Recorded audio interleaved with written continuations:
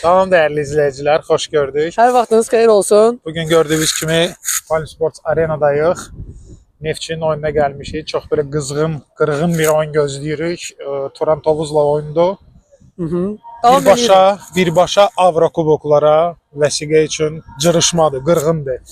Sağlıq olsun, bugünkü buraxılışımızda biz istəyirik sizə fanat tribunasını göstərək. Ümumiyyətlə oyunu belə deyək də tribunadan necə izləmək olar? Necə izləyirlər ümumiyyətlə? Bir növ belə deyək, fanat atmosferini göstərək, stadion atmosferini göstərək. Bir növdə Azərbaycan futbolunun necə deyirlər bu keçmiş illərini, qızıl illərini, bu cırışma klublar bir-birinin necə deyirlər fanatların disləri, zadı falan beşməkən bunların hamısını sizə göstərmək istəyirik ki, sizdə bir növ maraq yaransın və siz də necə deyirlər gələn oyunlara siz də qatılasınız. Siz də qatılasınız. Maraqlı olacaq, bizimlə qalın. Getdik.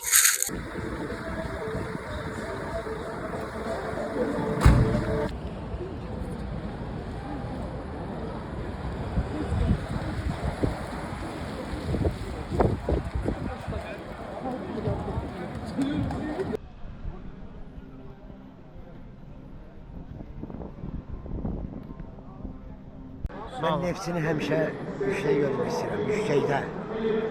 Onu görəcəm.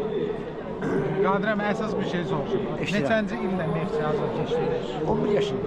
11 yaş. Neçə yaşınız var indi? Gələn 60 olacaq. Ay maşallah, Allah ömür versin. 49 ildir Neftçiyə hazır keçdiniz. Neftçi ürəydir. Bəzi klubların o qədər yaşı yoxdur. Sizin stajınız qədər. Mən Neftçi ürəyimdir. Mən dedim keçdim. Allah sizdən razı olsun. Neftçi ürəyimdir. Cümləmizin. Bugünkü maçda hesab təxmininiz Neçə? Neçə? Niyə elə? Neçə olmalıdır? O da zəif deyil axı.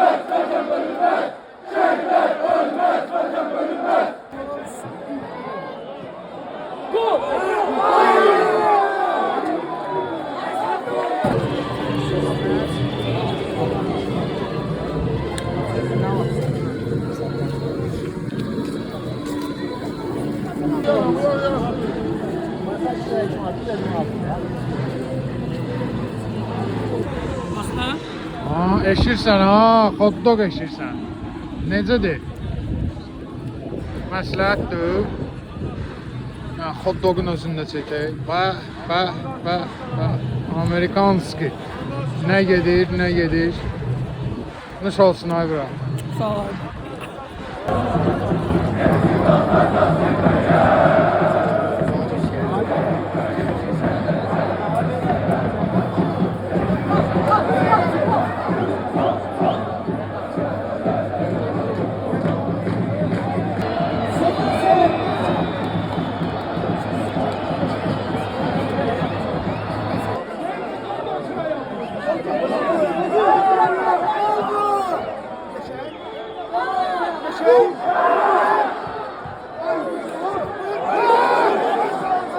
Нормальный уход.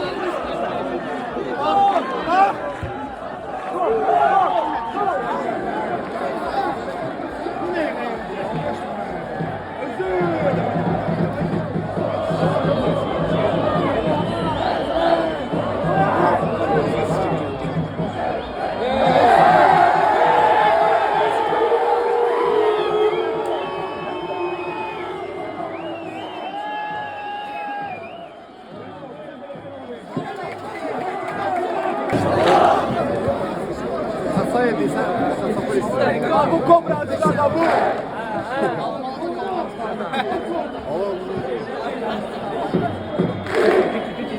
Tamam, hareket değil, hareket edeceğim. Kaşa açayım.